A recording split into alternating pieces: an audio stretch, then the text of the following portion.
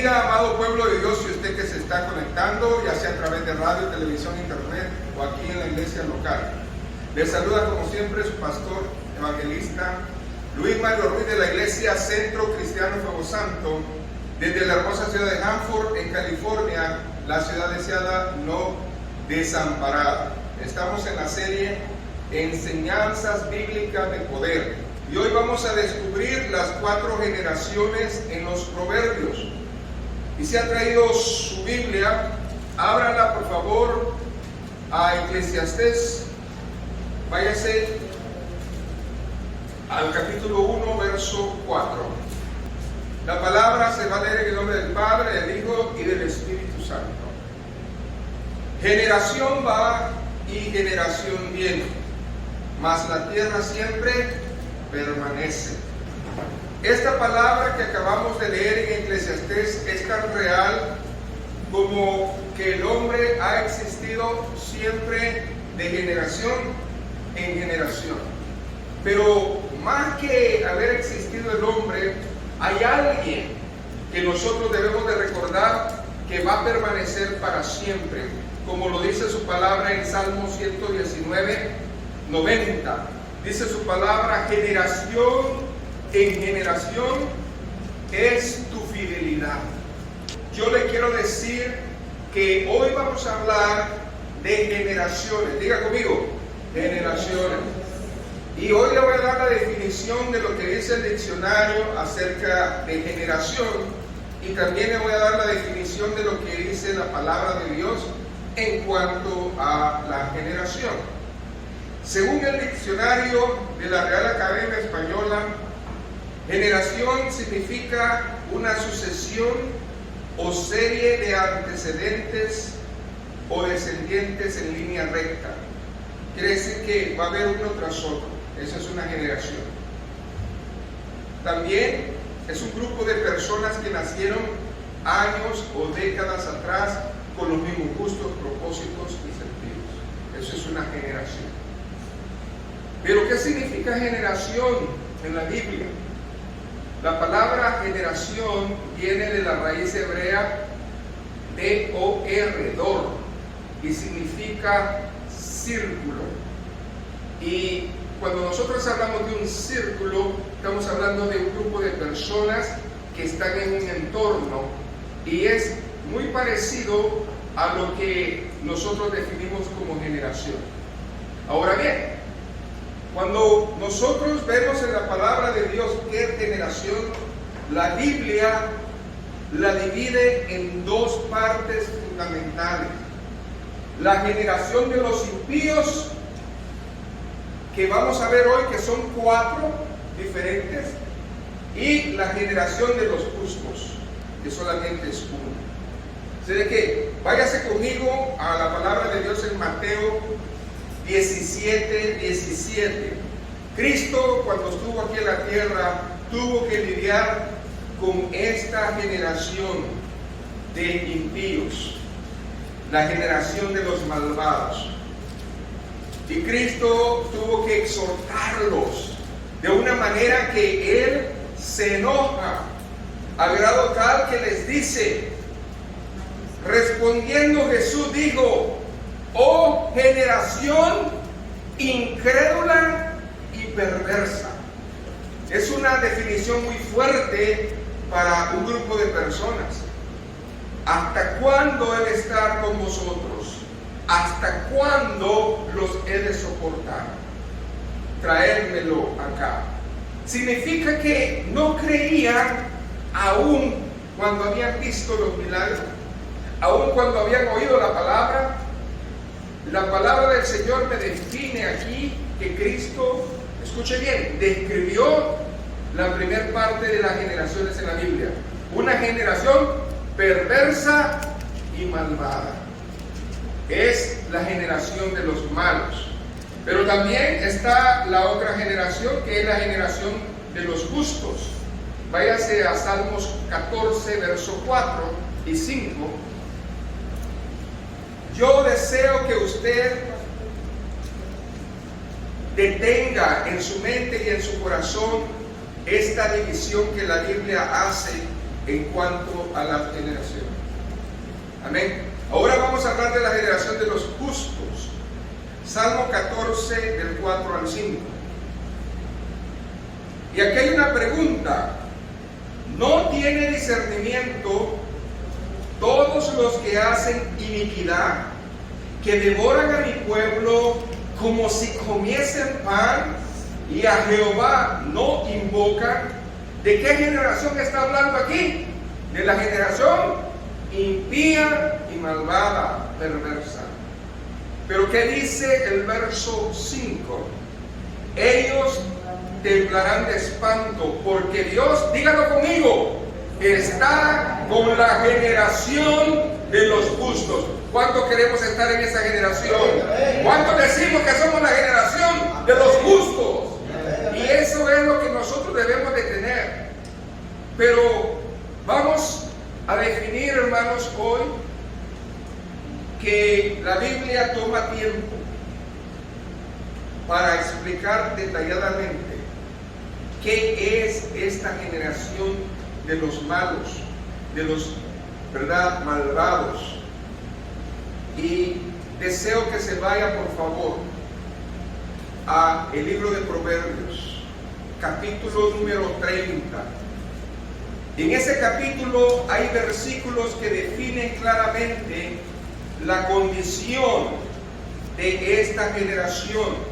Y estos 4 versículos a mí me impactan, del verso 11 al 14. Usted va a ver ahí esas 4 tipos de generaciones en las cuales vamos a desarrollar hoy y que existen actualmente en la tierra. Y vamos a demostrar que Dios es Dios desde la eternidad y que a pesar de tener en la tierra estas generaciones, Dios desea, hermanos, de que usted y yo le bendigamos. Por lo tanto, yo deseo que usted entienda que la palabra más segura que tenemos es la palabra de Dios. Y si la palabra de Dios lo enseña, nosotros debemos de estar, ¿qué?, prestos a oírla. En primer lugar, vamos a descubrir la primera generación. La primera generación está en el verso 11 y es la que maldice a los padres. Es una generación que maldice a los padres. Hay generación que maldice a su padre y a su madre, ¿qué?, no bendice. Hay una necesidad que está pasando en este día. Y vamos a ver que el primer versículo de estos 4 habla acerca de que muchos jóvenes, niños, están en una posición de rebeldía.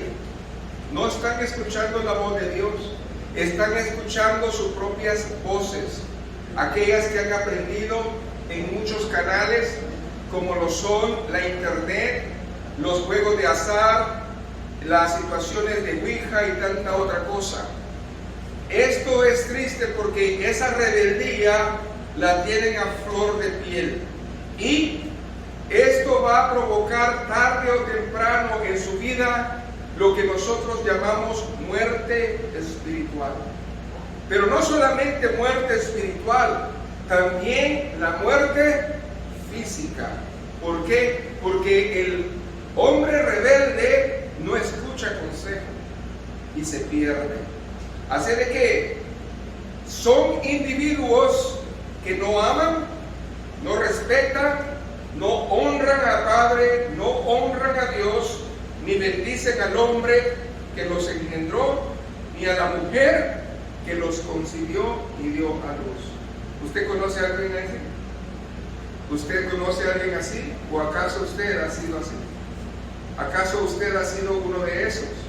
El Señor le está hablando a su vida. Joven, niño, el Señor le está hablando a su vida y le está diciendo que esas cosas no le agradan a Dios.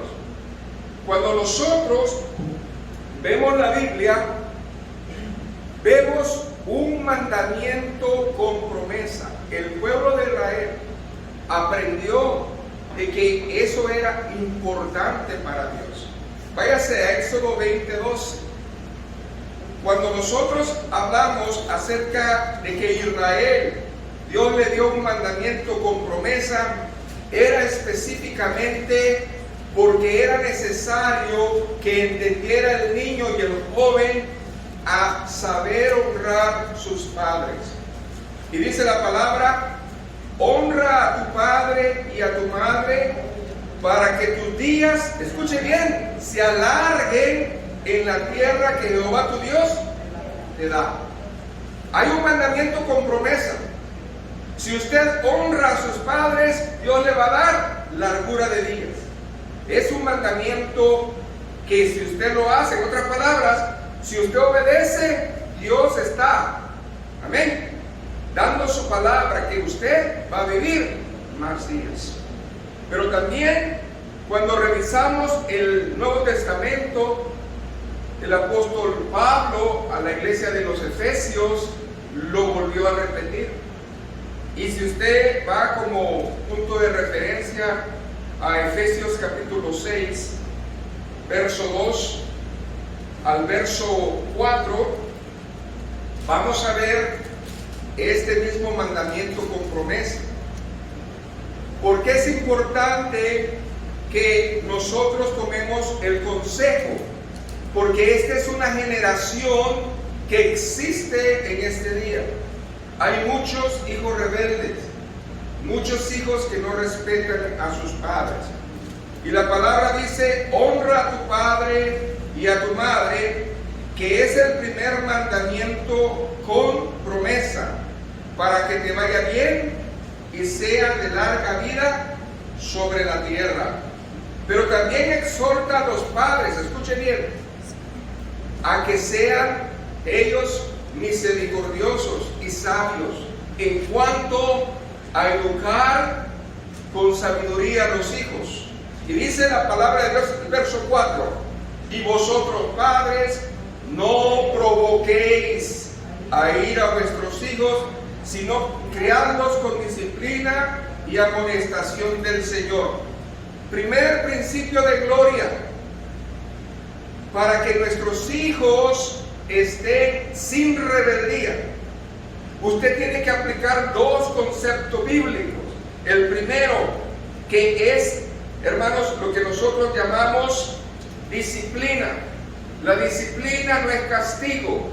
Cuando Dios disciplina a uno es porque le vuelve a enseñar. Es enseñanza.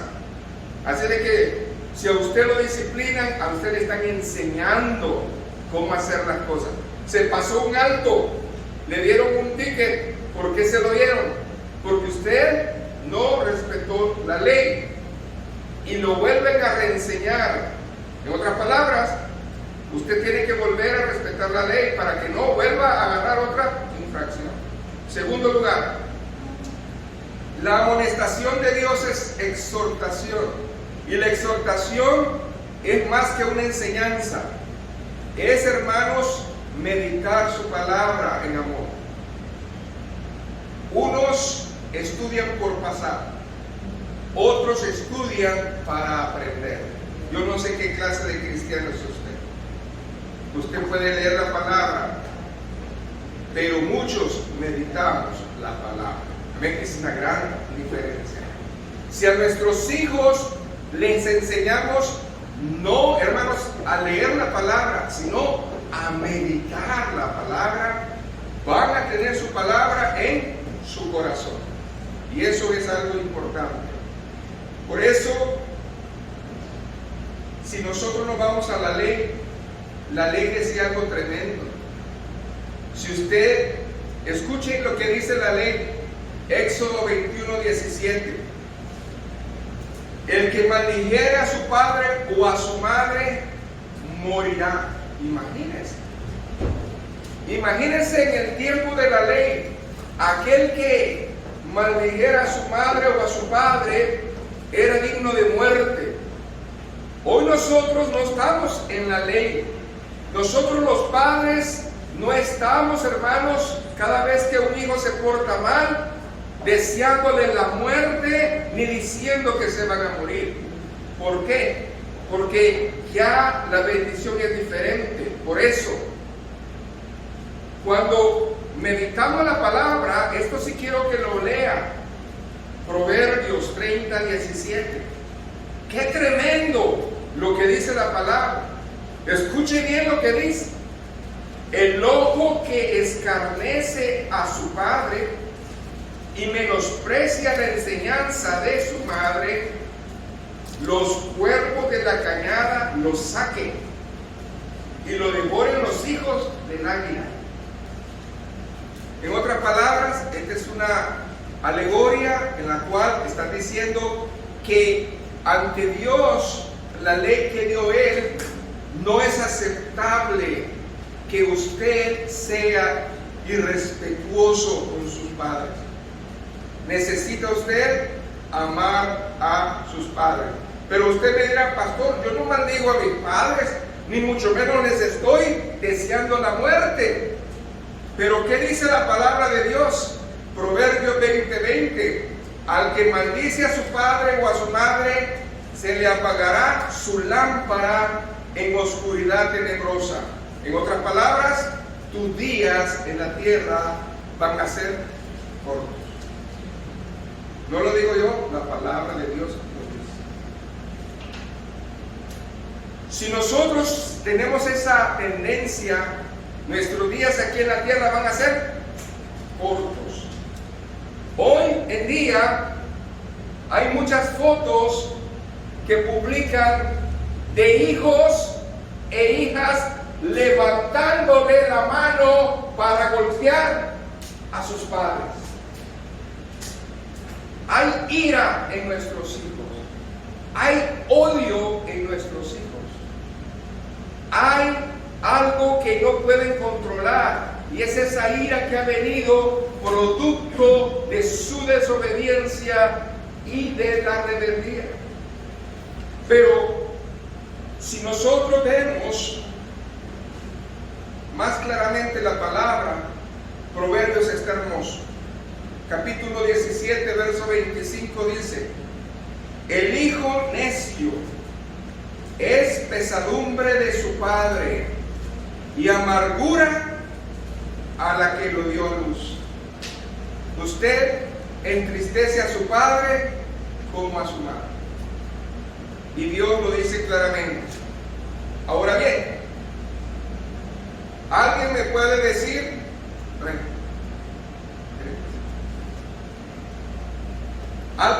decir, ¿sabe qué, pastor? Pues yo sí le grito a mi mamá, yo sí le digo a mi mamá que no sabe nada, yo esto y lo otro. Pero, ¿qué dice la Biblia? ¿Será un pecado? Sí, es un pecado. Y váyase conmigo. ¿Por qué le estoy dando estas escrituras?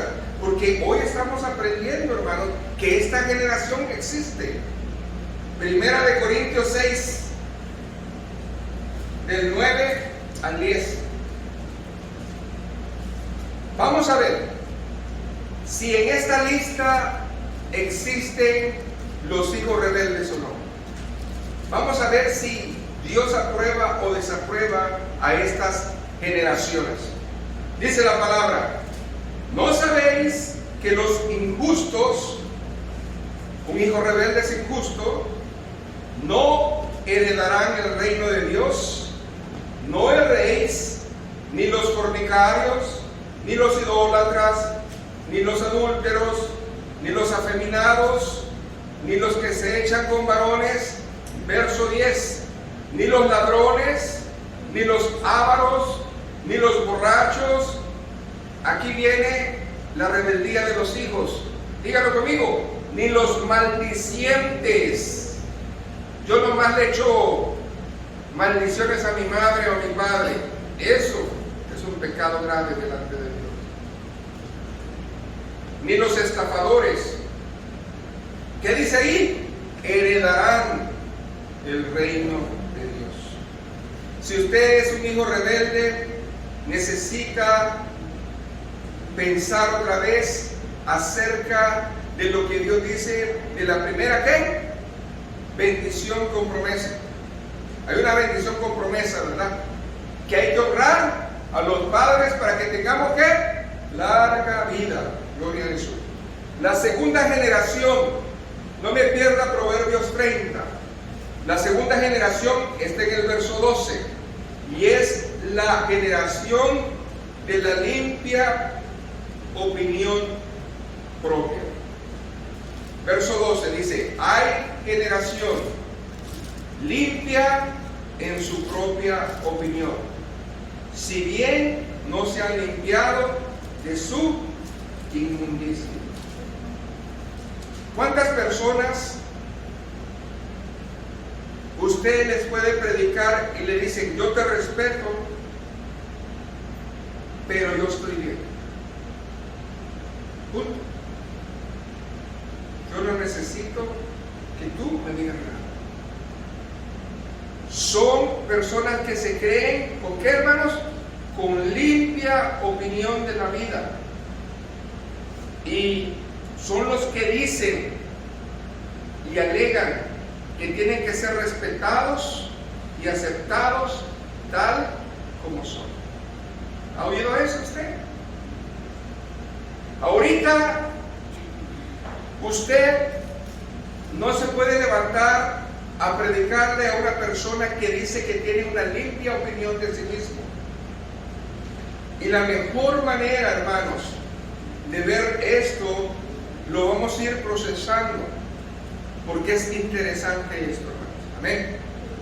Dice la palabra de Dios en Lucas 24:46.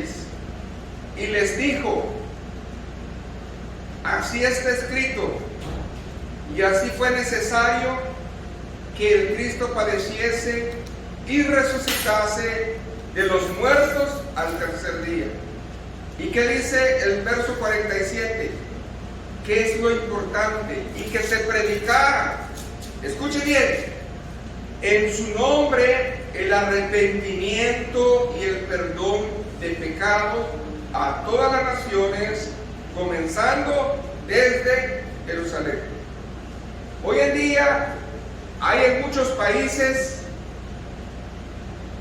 protestas masivas en la que los homosexuales, hermanos, lesbianas, transexuales, bisexuales, sin ningún temor a Dios, están exigiendo sus respetos a sus preferencias sexuales.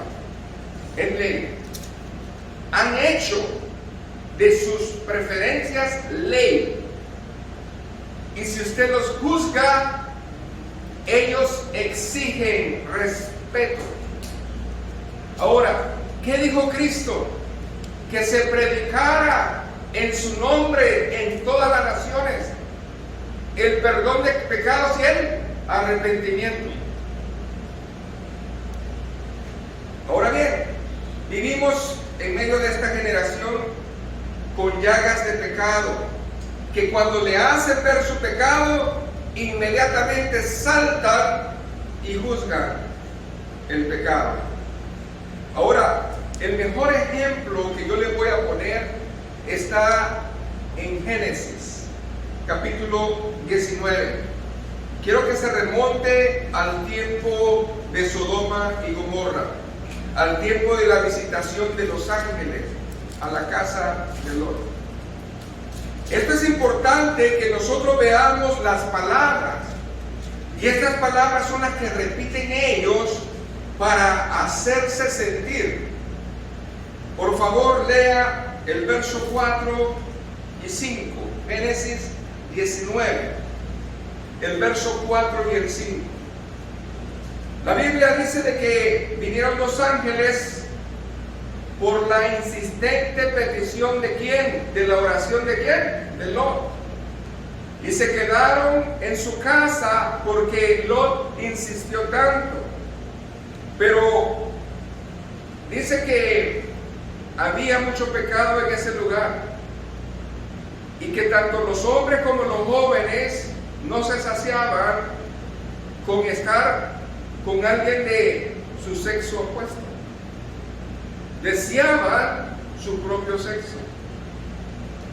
Y aquí dice la palabra: pero antes que se acostasen, antes que se durmieran, rodearon la casa los hombres de la ciudad, los varones de Sodoma, todo el pueblo junto, desde el más joven hasta el más viejo.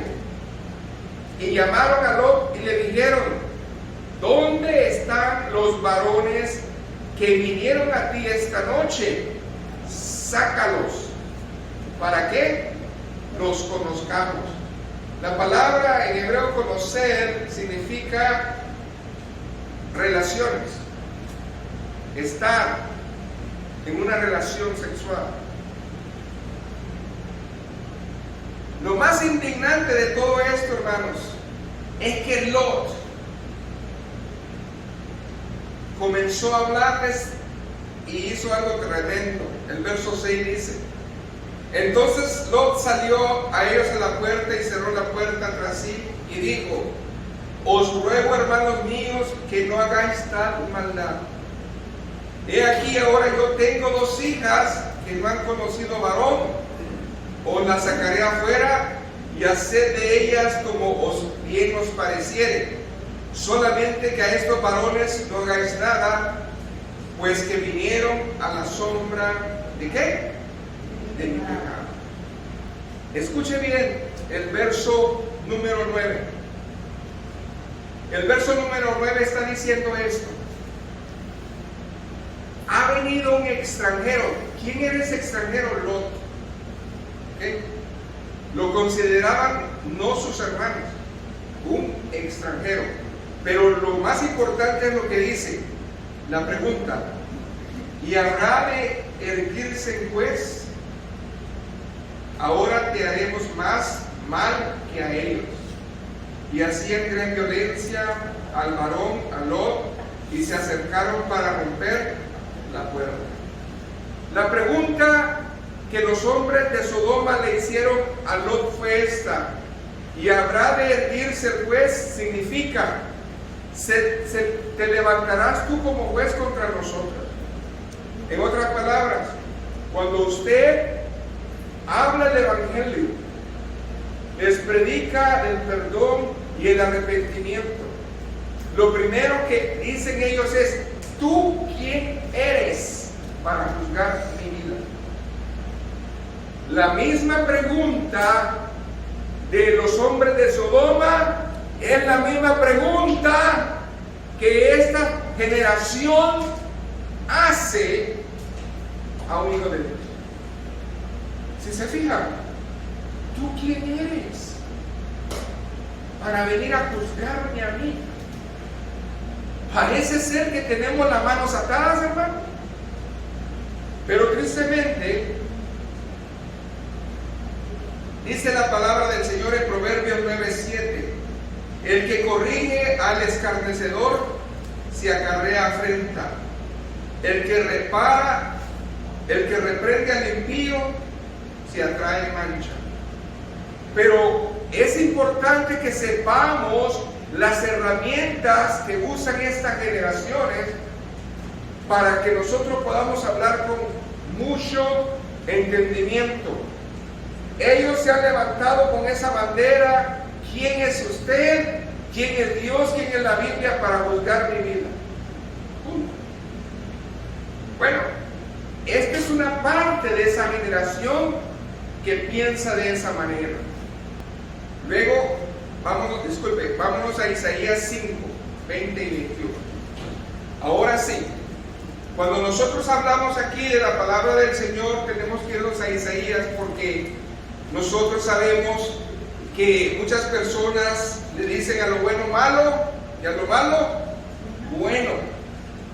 Y dice la palabra, Isaías 5 del 20 al 21: ay de los que a lo malo dicen bueno y a lo bueno malo, que hacen de la luz tinieblas y de las tinieblas luz, que ponen lo amargo por dulce y lo dulce por amargo. Ay de los sabios en sus propios ojos y de los que son prudentes delante de sí mismos. Y ahora vamos a hablar en esta generación del área de las personas que se creen más puros que otros. Y eso pasa en las iglesias. Escuche bien, las iglesias están filtradas por gente pagana disfrazada de religión. Hay mucha gente que está de esa manera. Un mal grande que está aconteciendo en la iglesia en este día es lo que está viviendo la iglesia de la Odisea, Apocalipsis 3:17. ¿Ok? ¿Cuántos están sumergidos en la doctrina de la prosperidad? No necesitan corrección, no necesitan más de nada, porque están, según ellos, bendecidos. ¿Qué dice Apocalipsis 3:17? Porque tú dices, yo soy ¿qué? Rico, y me he enriquecido, y de ninguna cosa tengo necesidad, y no sabes que tú eres un desventurado, miserable, pobre, ciego y desnudo. Las personas que dicen que son bendecidas son aquellas que te dicen en tu cara, a ver, Dios me ha bendecido a ti, ¿tú qué tienes? A ver, cuéntame, ¿tú qué tienes? Júrate bueno. Tú no eres bendecido, yo soy bendecido. ¿Se fijan? Están en una actitud negativa. Necesitan, hermanos, ungir sus ojos con el colirio para que vean. ¿Cuántos falsos profetas y maestros están torciendo las escrituras hoy en día? Donde realmente están formando en las iglesias cabras y no ovejas. Porque las personas que salen de las iglesias se comportan altivas como cabras y no mansas como ovejas. ¿Se fijan?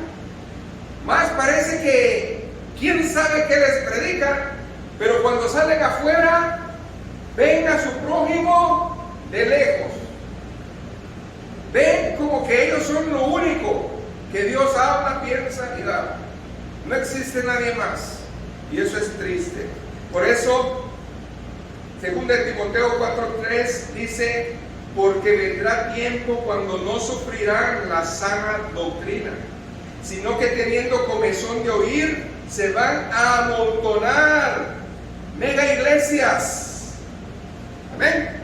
Conforme a sus propias ¿qué? Concupiscencias. Yo diría, conforme a sus propias conveniencias. Esas iglesias están llenas porque no le dicen su pecado. No escuchan que Dios es amor, pero también es fuego consumidor. No escuchan de que Dios viene pronto. Escuchan de que Dios es amor y te va a bendecir. Eso es lo que escuchan. Y cuando usted comienza a decirles, tú eres una persona rebelde, tú eres una persona altiva, lo primero que hacen es usar la frase y la pregunta que le hicieron a Lot. ¿Y tú quién eres para juzgarme? Solamente Dios juzga. No le pueden decir nada, porque son los santos de los santos. ¿Se fijaron? Nosotros estamos aquí viendo algo muy triste. ¿Quién eres tú para juzgarme? Y cuando usted los juzga, usted es un extremista, usted es un legalista, usted es un loco, usted es un anticuado, usted es alguien que está enojado con la vida.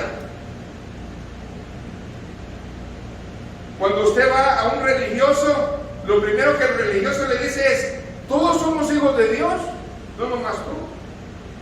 Y aunque no vaya ni siquiera a la iglesia, ¿cierto? No voy a decir nombres de iglesias, pónganle el nombre. Entonces, no estamos entendiendo lo que Dios dice. ¿Qué dice Mateo 7, 26 y 27? ¿Se acuerdan, hermanos, que Cristo hizo una comparación? El quien funda su casa en la roca y también el que funda su casa en la arena. Estas personas están fundando su fe ¿en dónde? ¿En la roca o en la arena? Dice la palabra, pero pero cualquiera que me oye estas palabras y no las hace, le compararé a un hombre insensato que edificó su casa sobre la arena, y descendió lluvia, vinieron ríos, soplaron vientos y dieron con ímpetu contra aquella casa, y cayó, y grande fue su ruina.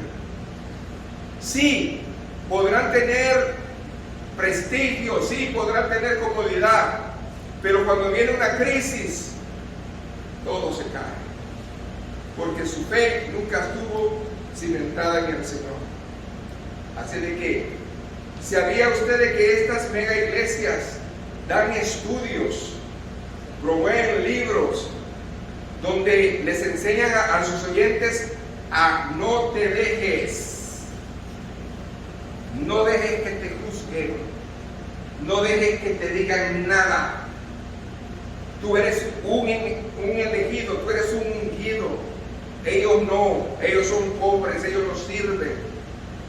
Mientras los pecadores en el mundo, están oyendo sus falsas enseñanzas, ellos están llenando los bolsillos de dinero.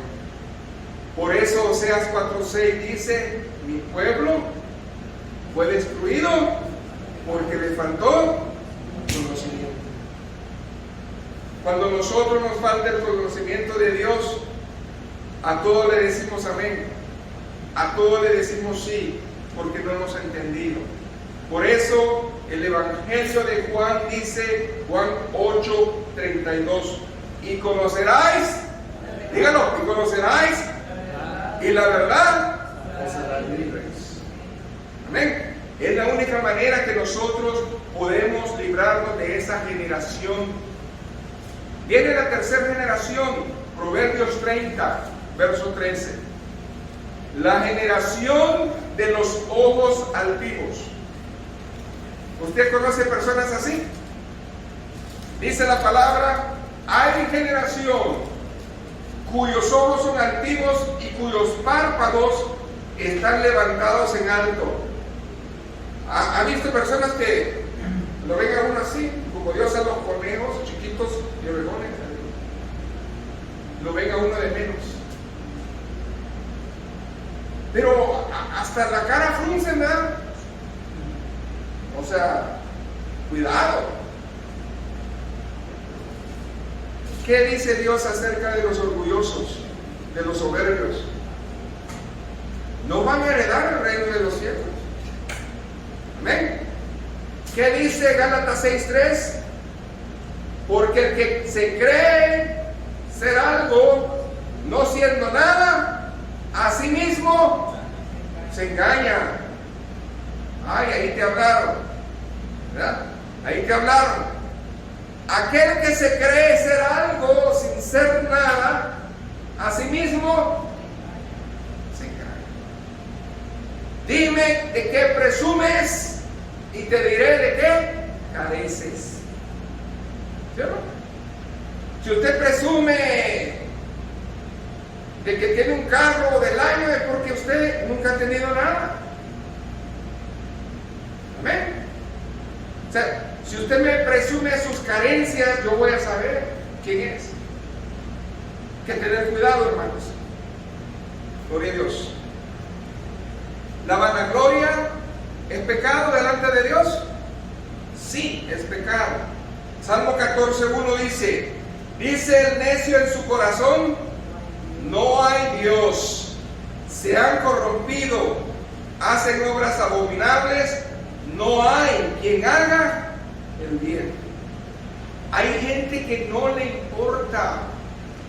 Ellos quieren y quieren y siguen queriendo. No les importa, el fin justifica los medios. Pero Dios no dice eso. Romanos capítulo 1, versos del 29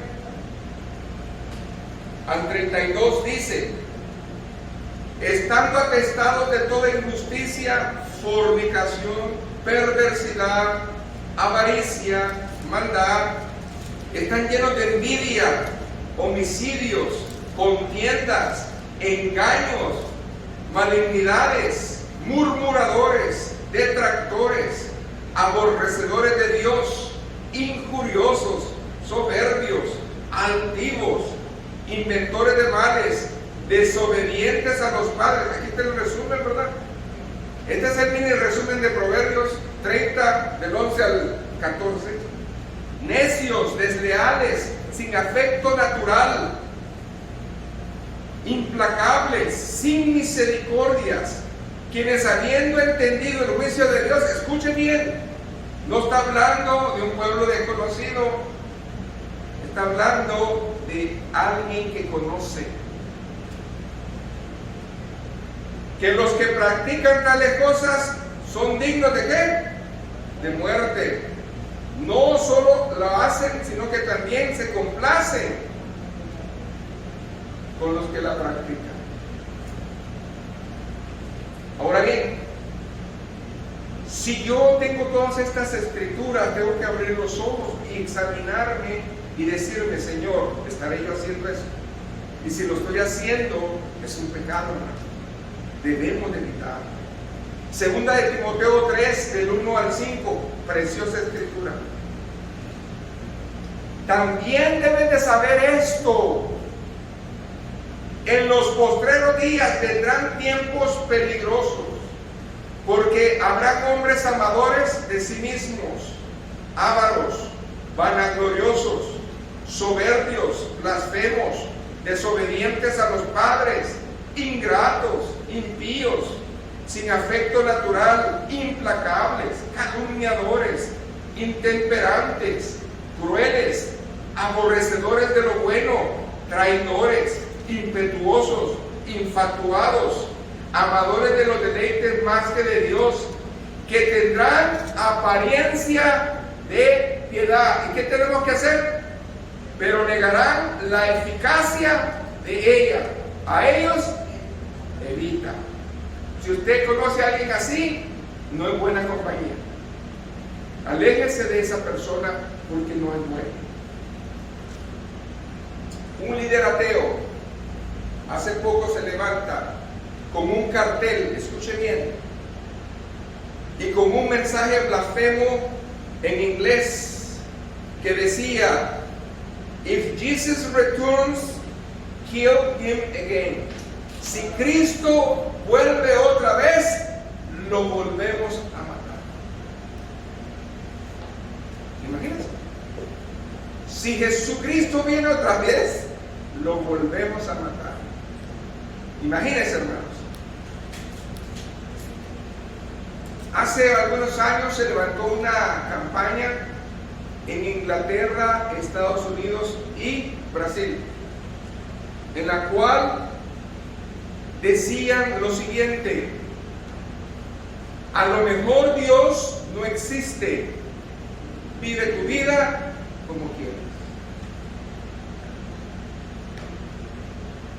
Y eso, usted sabe que en los buses de tránsito siempre hay rótulos, ¿verdad? Pues así, habían hecho campaña. La mayoría de los buses en esas ciudades traían ese rótulo: a lo mejor Dios no existe, por eso vive tu vida como tú quieras. Campañas de personas que no buscan realmente agradar a Dios. Por eso, hermanos, dice la Biblia en Salmo 18:27: porque tú salvarás al pueblo afligido y humillarás a los ojos afligidos. Y el hombre, dice Isaías 5:15, será humillado, y el varón será abatido, y serán bajados los ojos de los antiguos. Qué tristeza, hermanos, cuando nosotros vemos eso. Se hizo una encuesta. La mayoría de los problemas que enfrenta un pastor en las iglesias es por discusiones, pleitos y contiendas en las iglesias. Y eso incluye la doctrina y la manera de hacer las cosas. Si de algo nosotros, hermanos, debemos de cuidarnos, es de las divisiones.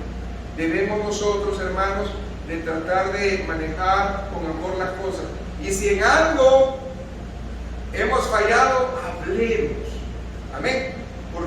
división es hablar, porque en la unidad está la fuerza.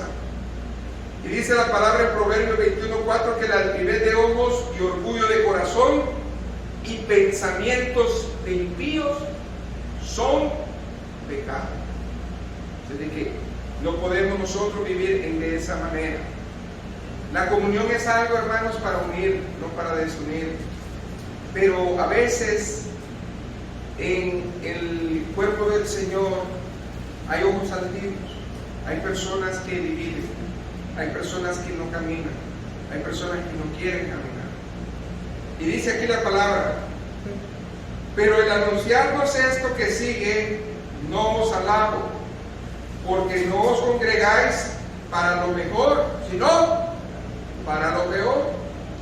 Pues en primer lugar, cuando os reunís como iglesia, oigo, léanlo conmigo, oigo que hay entre vosotros divisiones, y en parte lo creo, porque es preciso que entre vosotros haya divisiones, para que se hagan manifiestos entre vosotros los que son aprobados.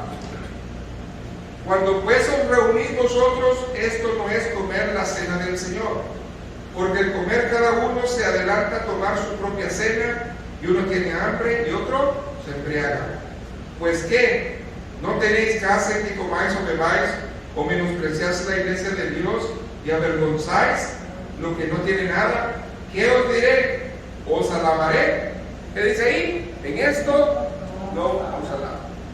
No ponerse de acuerdo, no colaborar, no estar dispuestos, hace que nosotros, hermanos, creamos un ambiente muy tenso en una iglesia. Por eso, a la medida de que seamos unidos, vamos a estar fuertes. Amén. Todos nosotros necesitamos del Señor. La cuarta generación es Proverbios 30:14. Es la generación de la que devora al prójimo. Esta es una generación tremenda, una generación que no busca la bendición de Dios. Hay generación cuyos dientes son espadas y sus muelas cuchillos, para devorar a los pobres de la tierra y a los menesterosos, que es sinónimo de pobre, de entre los hombres. El sustantivo pobre significa necesitado. El menesteroso es el que no tiene nada. Hoy en día vemos nosotros que nuestros vecinos y muchas personas son pobres, o sea, son necesitados. Y hay menesterosos que ni siquiera tienen dónde vivir. Es una realidad.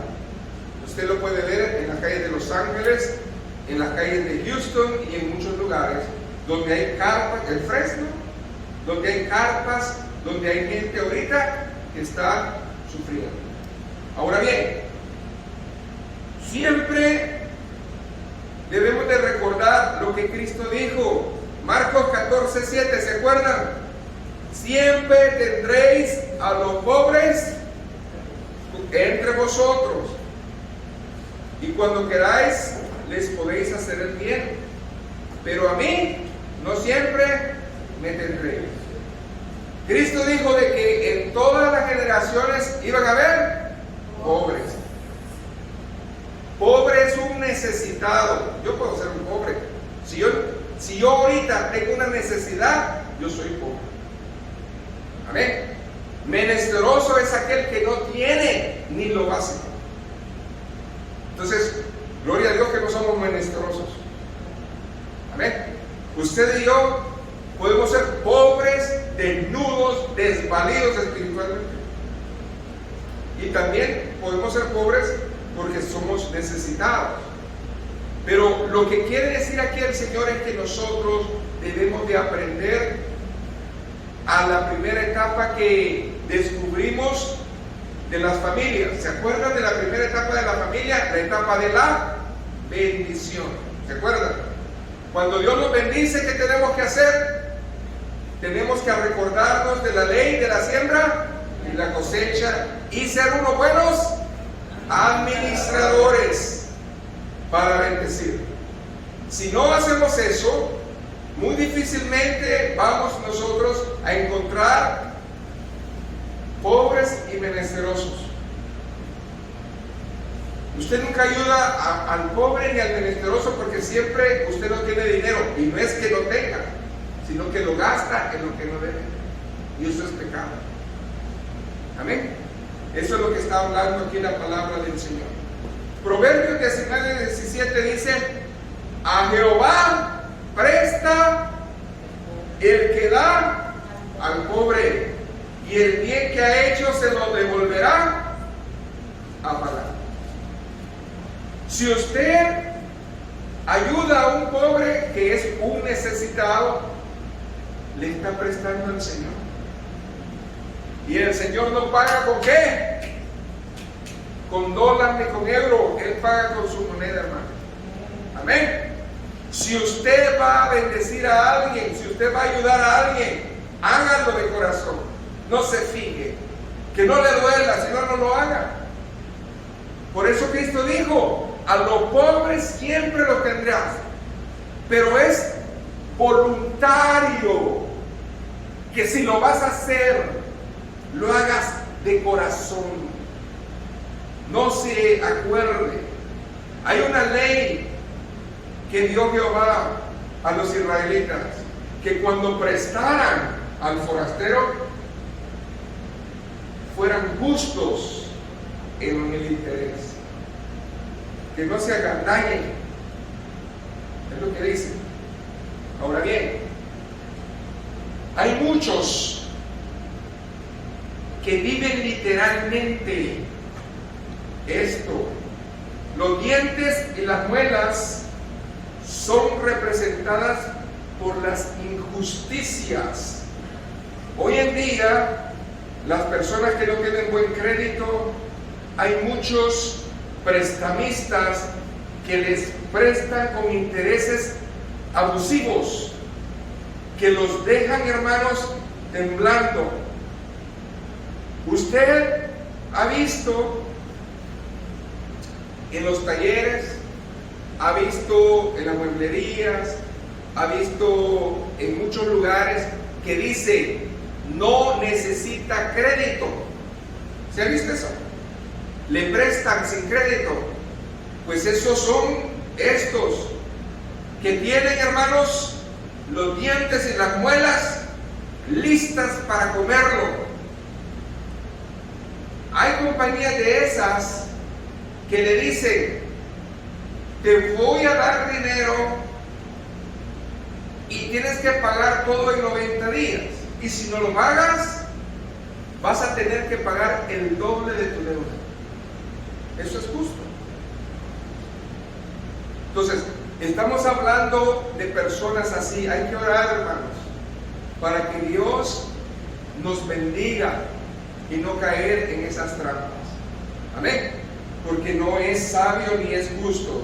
Pero hay mucha gente que hoy se está aprovechando. Éxodo 22:25 habla acerca de que Dios le ordenó a Israel que no se aprovechara de los pobres al prestarles dinero y que no les cobrara usura. Si es una ley de Dios, yo bendigo a Dios que en mi camino ha puesto ángeles que me han prestado y viven. Éxodo 22:25. Denle un aplauso al Señor. No han usado usura. ¿Saben? Es una bendición porque yo sé que Dios les ha dado más. Amén. Así que usted haga lo mismo. Haga lo mismo con amor. Porque Dios, hermanos, nunca se va a quedar con la mano vacía. Él siempre está dispuesto a dar y bendecirnos. El que oprime al pobre afrenta a su hacedor, mas el que tiene misericordia del pobre lo honra. Proverbios 14:31. Ese debe ser nuestro lema. Proverbios 14:31. Si usted oprime al pobre, afrenta al Creador. Amén. Pero si usted bendice al pobre, dice que Dios lo va a honrar. Y yo quiero honrar a Dios. Amén. Eso es lo que nosotros tenemos. Aleluya, gloria a Jesús. Desde que, hermanos, en segundo lugar, en esta área de los que oprimen, están los religiosos. Las grandes cadenas de radio y televisión que piden y exigen dinero por milagros. Amén. Son personas que no les importa si usted come, vive. Es ridículo. Si usted es entendido en la palabra, va a entender la ley de la siembra y la cosecha. El que da generosamente, recibe generosamente. Si usted... Entonces no sé. Amén. Lo que sí sé es esto, que no podemos nosotros, hermanos, estar en esta generación. En el nombre de Dios sangramos al pueblo, y eso no es bíblico, hermano. Si usted honra a Dios con sus diezmos, sus ofrendas, sus primicias, denle gloria al Señor. Si usted quiere bendecir a alguien, ¿qué nos enseñó el Señor? Calladito. Que lo que tu mano izquierda hace, que no lo sepa tu mano derecha. Hermano Adán, ¿sabe qué? Yo bendiga allá a mi hermana Lourdes. ¿Qué tiene que saber mi hermano Adán eso? Tiene que saber. ¿O sí tiene que saber? ¿Sabe qué? Yo bendiga a este, yo bendiga al otro, yo bendiga al otro. En ese momento su bendición se cayó. Háganlo para el Señor. Aquí hay muchos hermanos, y no voy a decir nombres, que han bendecido la casa de Dios y a sus siervos y no lo andan publicando, pero Dios lo sabe. Dios es mi testigo que yo he bendecido a muchos del pueblo y nadie lo sabe, pero tampoco lo van a andar publicando. Esa es mi gloria, porque Dios me va a honrar. Amén. Esa es la bendición de usted.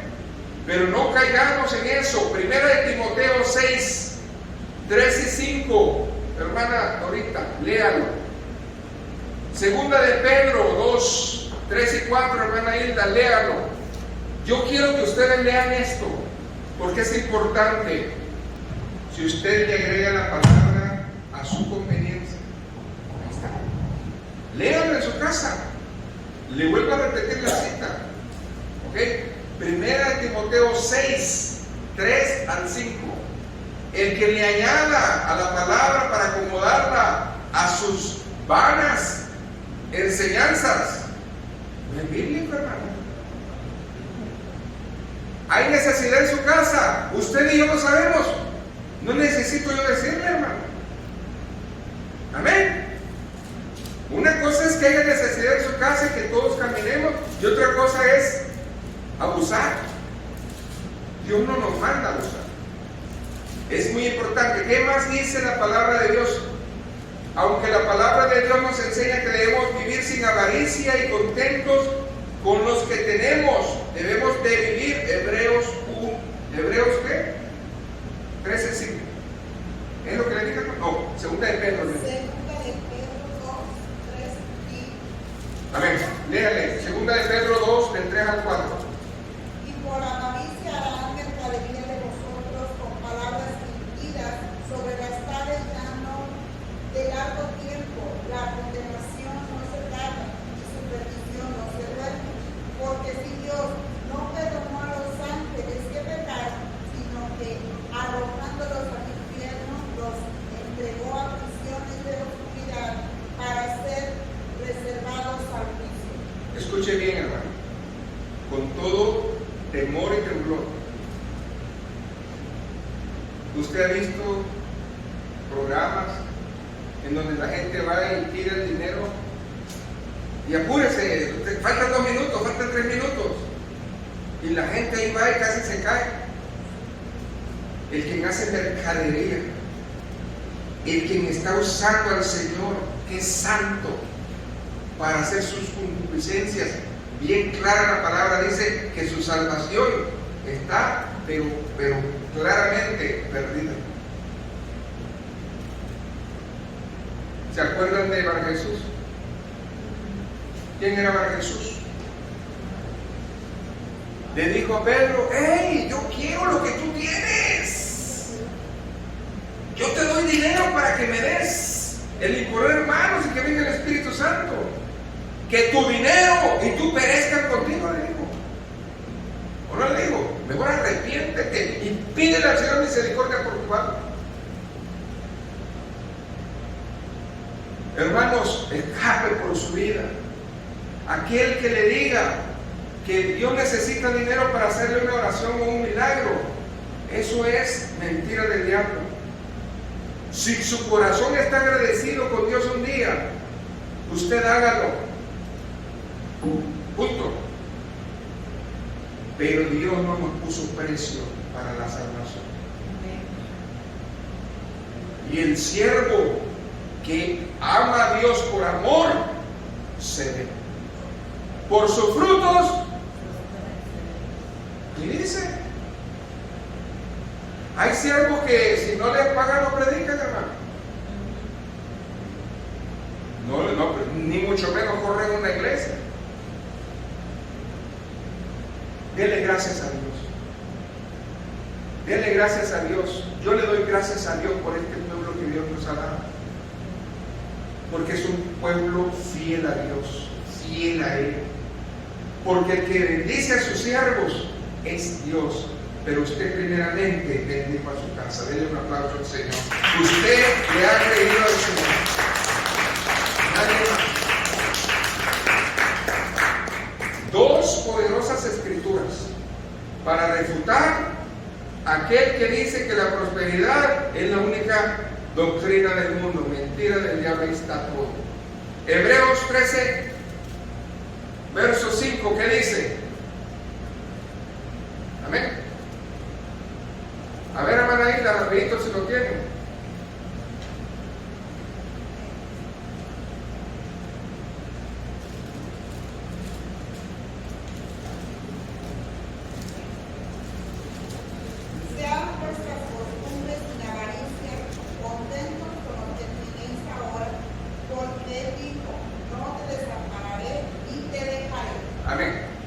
¿Se acuerdan que nosotros tenemos que vivir, verdad, en bendición?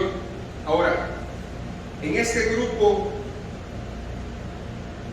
de los que devoran esta generación están lastimosamente nuestros hijos. Hay muchos hijos que exigen a los padres cosas caras y de lujo.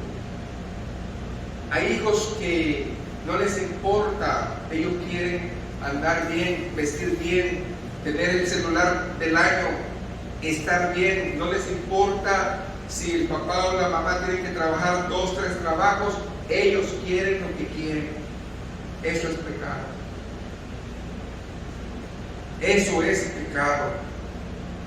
La palabra lo acaba de decir bien claro. Nosotros debemos de aprender a vivir a la justa medianía, a la bendición que Dios nos da. Si mi presupuesto son $100, yo no puedo gastar $500 porque debo 400. Amén. Papá, quiero un celular de $500. Pues hijo, tengo que trabajar 4 trabajos y en 4 meses podría tener yo $400 y todavía tendría que trabajar un mes más. De eso me estás pidiendo. Usted no puede decirle a sus hijos siempre: aprenda, enséñeles el temor de Dios, y ellos van a enseñarle a sus hijos el temor de Dios. Cuando es tiempo de caviar mexicano, hay que comer caviar mexicano. ¡Gloria a Dios! Amén. Cuando es tiempo de bonanza, gloria a Dios. Pero cuando nos toca caviar mexicano, échele chile, pues, gloria a Dios. Agua y se acabó el problema. Amén. No podemos, hermanos, porque ¿sabe qué? Se lo voy a decir con todo el amor del Señor. Es un consejo que yo recibí hace muchos años. Yo era un joven que ganaba dinero, pero cuando era de Dios nunca me alcanzaba, porque decía, es que fíjese que ya pagué todos los biles y no me alcanzó para el Señor. Y me dijeron, y no te va a alcanzar hasta que tú pongas a Dios primero. El día que yo lo puse, el Señor es primero, ahí está la bendición. Usted no puede hacer eso. Siempre decimos, es que no me alcanza, porque esa es la fe que usted quiere. No he visto justo, dígalo, desamparado, ni su simiente. Amén. La bendición es grande. Gloria a Jesús. Y la última generación es la generación de los fieles. Pero para que seamos la generación de los fieles, debemos de vivir dos principios. Proverbios 28:13. Escuche usted. El que encubre su pecado no prosperará, mas el que los confiesa y se aparta alcanzará. Amén. Misericordia. Bienaventurado aquel hombre que siempre teme a Jehová, mas el que endurece su corazón caerá en el mal. Y le voy a dejar de tarea. Si usted vive Proverbios 28:13, entonces usted va a ser parte de Salmos 112. Si usted vive Salmo 112, usted es de la generación de los justos. Eso es precioso. Son 10 versículos nomás, pero poderosos. Bienaventurado el hombre que teme a Jehová y en sus mandamientos se deleite en gran manera. Su descendencia será, diga, poderosa en la tierra. La generación de los rectos será bendita. Bienes y riquezas hay en tu casa, y su justicia permanece para siempre. Resplandeció en las tinieblas luz a los rectos. Es clemente, misericordioso y justo. Yo no sé si usted está entendiendo. Proverbios 30, 11 y 14. Salmo 112 es lo opuesto. ¿Cuál generación quiere ser? ¿Las 4 que acabamos de hablar o esta de Salmo 112? ¿Se fijan? Verso 5. El hombre del bien tiene misericordia y presta, gobierna sus asuntos con juicio, por lo cual no resbalará jamás. En memoria eterna será el justo. Esto traducido en el Nuevo Testamento es poner nuestro nombre en el libro de la vida.